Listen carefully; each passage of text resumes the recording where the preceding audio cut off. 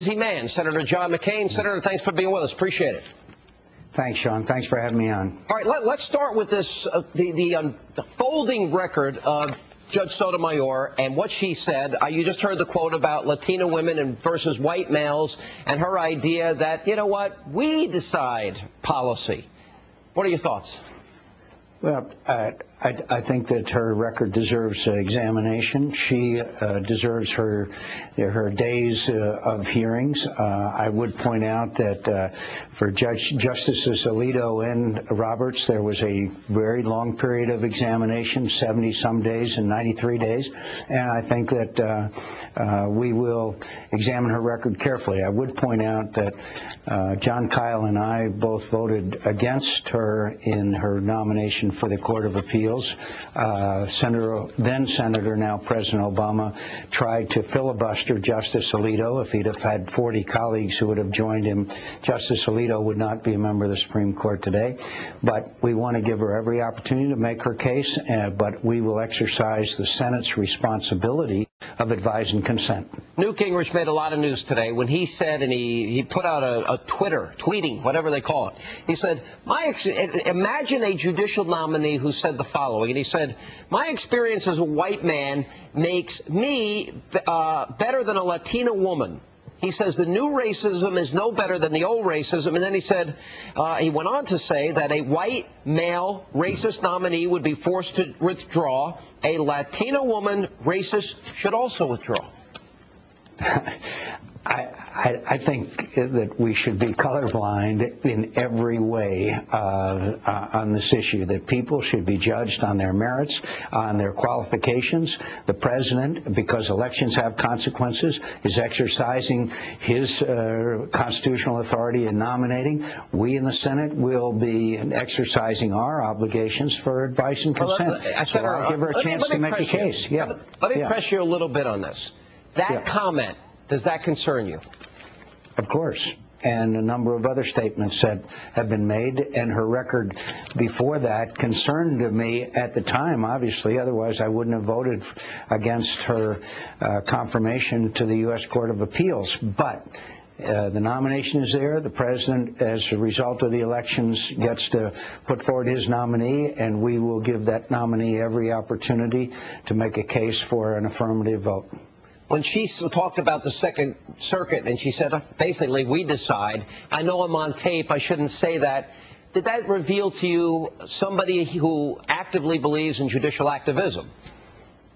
I'm sure her response to that may be most likely, well, that statement was taken out of context, examine my whole record, et cetera, et cetera. I will be glad to listen to her case that she makes for her confirmation in the United States Supreme Court. It is a great success story, one that all of us should be proud of as Americans, but that the criteria for voting for or against is based strictly, in my view, on what kind of a Supreme Court judge she will be, and that judgment, to me, is an interpretation of the Constitution as intended by our founding fathers. 29 Republicans were against her for the Second Circuit. You were one of them. You mentioned that just a moment ago. Why?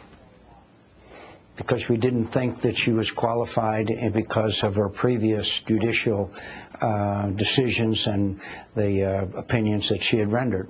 That was some time ago.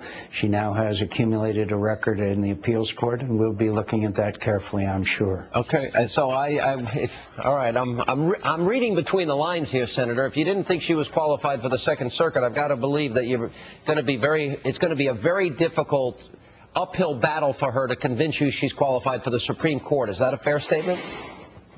Well, yeah, but I also, it's fair in the respect that her previous record I did not find satisfactory, but I do believe that she's got to be able to make her case. And for me to prejudge it before a single hearing starts, I don't think is the way that we should go. Let him, the president won, he gets to nominate who he chooses. Now we decide as far as advice and consent is concerned. I'll let him and her make the case for her.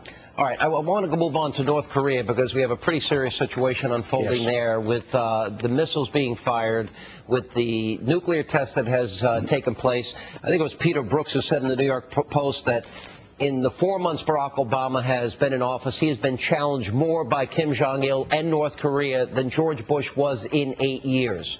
Obama's response, the president's response, has been, we've got to get tough. Didn't sound too tough to me. What is your reaction? Do you think he's testing the new president? I think that this is part of the testing that's going on, and I have to say that I was disappointed in some of the Bush administration's handling of this issue of North Korean nuclear capability.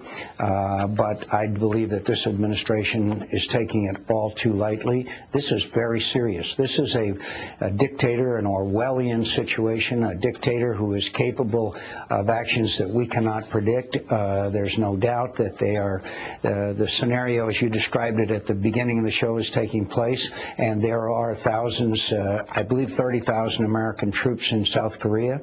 The North Koreans have the capability of setting Seoul on fire because of their artillery emplacements that on the other side into North Korea. This is of the utmost seriousness. We should act unilaterally and urge the United Nations to act as well, and also with the Japanese, who have some influence. And finally, Sean, I'm sorry to say, the Chinese are the ones that have the ability to influence the North Koreans. It's time for the Chinese to step up to the plate, and our relations with China should be affected as to how they behave in this crisis. All right, but so we have the nuclear tests, we have the missile tests. They say they're no longer bound by the 1953 armistice that ended the Korean War, and then President Obama says he expects within a year a positive response from the Iranians in terms of halting their nuclear program.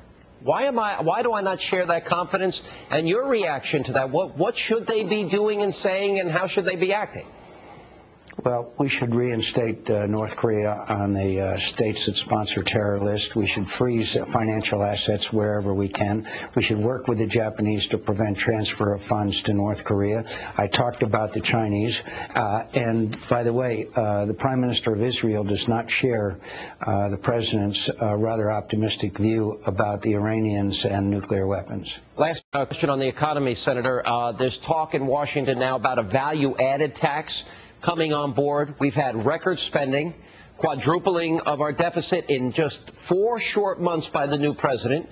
I think as they spread the wealth around, they want to nationalize health care and also talk about taxing health benefits as income. Your reaction to those moves on the economy? I think the worst thing we can do at this time is raise anyone's taxes. As far as taxing health care benefits, my proposal, which was roundly attacked throughout the campaign, is that we do away with that employer treatment, tax treatment of employee benefits, but give every family a $5,000 refundable tax credit so they can go out and buy their own insurance policy. So they got half of it. But I think we're on a course of committing generational theft, and if we don't get it under the spending under control, then you're going to see taxes increase and inflation out of control. We do not need to increase anyone's taxes at this time. You know, Senator, I got to run, but I remember this debate that took place recently where there was one candidate that kept saying, spread the wealth around. If you're going to spend all that money, obviously you're going to have to get it from somewhere. Senator, good to see you. Thank you for being with us. Thanks for having me on, Sean. And coming up, the White House is singing Judge Sotomayor's praises, but lawyers who have argued cases before her, they're telling